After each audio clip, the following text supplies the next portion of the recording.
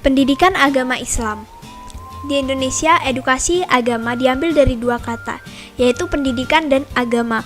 Maksud dari kunci pendidikan berasal dari kata pelajar dengan awalan pe dan akhiran kan, yang berarti pembuatan metode dan benda. Sedangkan arti pendidikan mandiri adalah memelihara dan memberikan pelatihan moral dan intelektual. Makna di atas mempunyai dua titik tolak, yaitu moralitas dan kecerdasan. Moralitas berkaitan dengan tingkah laku dan pola sikap siswa, dan kecerdasan juga mempunyai kaitan dengan penguasaan materi pembelajaran. Sebagai nilai dan sistem akhlak, Islam mengikuti ajaran kehendak Allah yang tertuang dalam dua sumber utama, yaitu Al-Quran dan hadis. Oleh karena itu, sistem nilai atau sistem akhlak digunakan sebagai kerangka untuk merujuknya. Referensi utama untuk setiap ekstrovert dan perilaku spiritual praktisi. Dasar-dasar pendidikan Islam.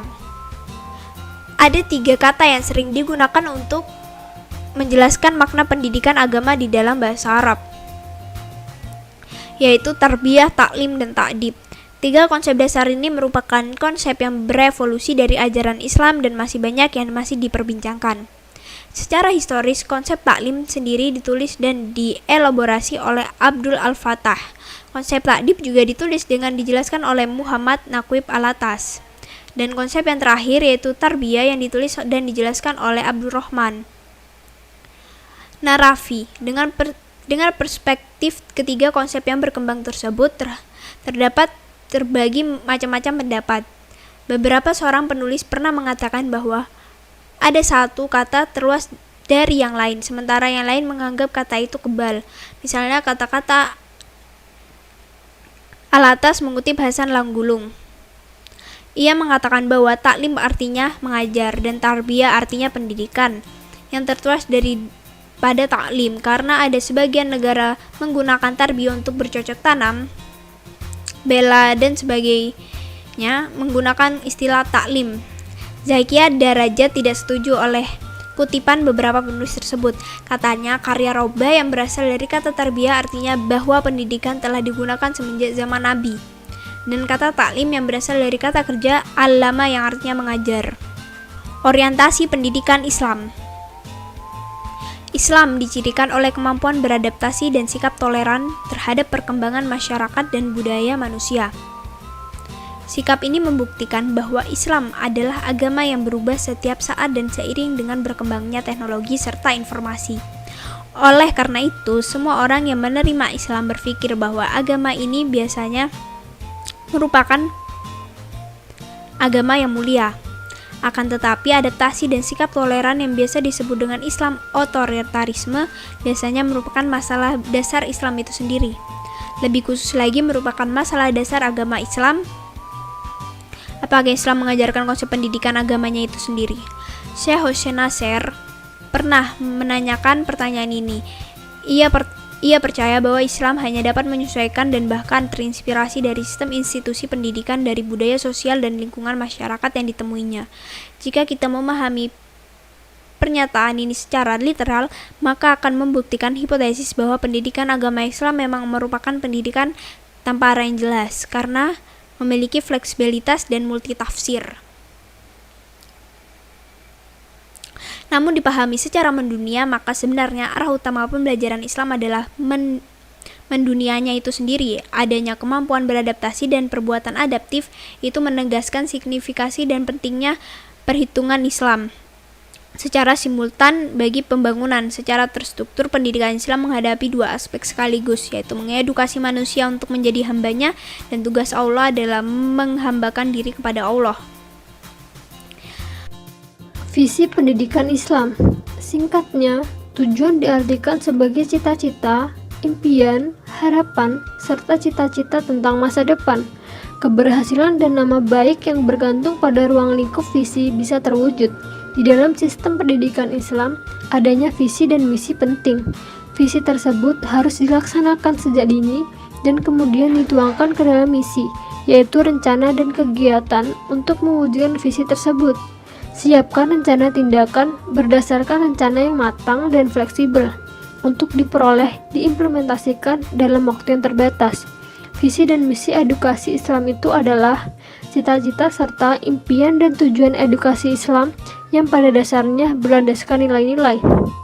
Islam dan pendidikan Islam ada sebagai hasil analisis. Asy-Syafi'i Ma'arif mengedepankan visi pendidikan Islam yaitu manusia yang unggul intelektual, amal yang kaya, etika, dan kebijakan yang elegan.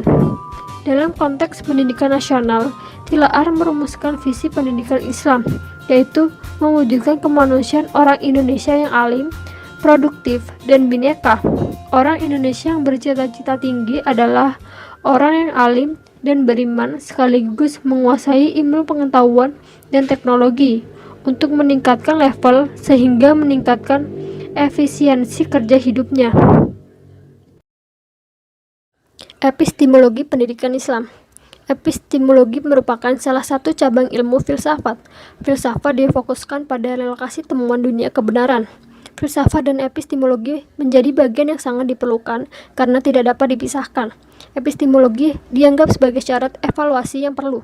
Ziauddin Sardar meyakini bahwa epistemologi Islam menegaskan pada jumlah pengalaman, realitas, dan menyarankan bermacam cara untuk belajar mengenai alam agar pengetahuan dapat didapatkan dari wahyu, nalar, observasi, intuisi, spekulasi, tradisional, dan teoritis.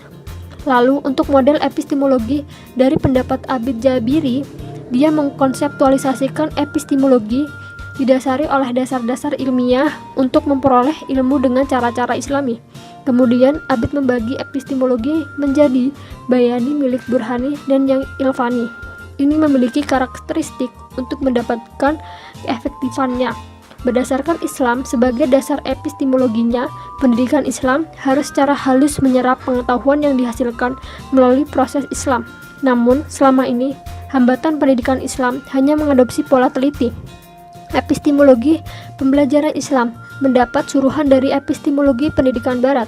Edukasi Islam belum secara jelas mendefinisikan tujuan, metode, dan konsep landasannya. Sebaliknya, para pendiri pendidikan Islam mengikuti pernyataan yang sama diselesaikan oleh pemikir pendidikan Barat.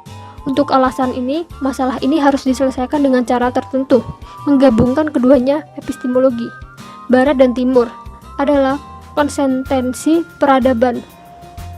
Ada beberapa syarat untuk mengatasi masalah tersebut. Pertama, ubah paradigma ideologis menjadi paradigma secara ilmiah berdasarkan pencerahan Allah SWT.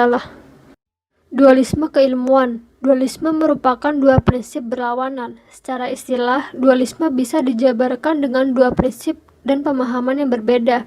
Karena itu, dualisme adalah keadaan keberadaan yang merupakan dua hal suatu sistem atau teori yang didasarkan pada dua prinsip yang menyatakan bahwa ada dua zat dari segi pendidikan.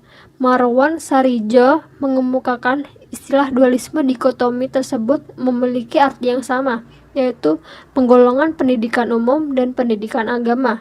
Pengertian di atas menjelaskan dualisme dan dikotomi pendidikan adalah penggolongan sistem pendidikan antara pendidikan Islam dengan pendidikan umum, penggolongan kesadaran beragama, dan ilmu atau ilmu umum. Dualisme dan dikotomi ini tidak berlangsung pada level menyortir, tetapi memasuki area pemisah. Kesimpulannya, pendidikan Islam sendiri adalah bagian dari Islam. Jadi, pendidikan Islam itu bisa bersumber dari makna Islam itu sendiri. Tujuannya adalah untuk mencari kesuksesan dalam kehidupan spiritual dan teori. Ada dua arah utama dalam pendidikan Islam, yaitu pertama dengan Allah sebagai Khalik dan dipahami diri sendiri untuk khalifah di dunia. Arah ini berfungsi untuk desain keimanan para peserta didik, memungkinkan mereka untuk menjaga kerangka harkat dan akhlak Islam. 2. Pendidikan untuk memahami hakikat peserta didik. Pada batasan ini tidak hanya mencakup teori edukasi Islam yang penting, tetapi juga dengan tidak menyampingkan proses belajar yang sangat penting.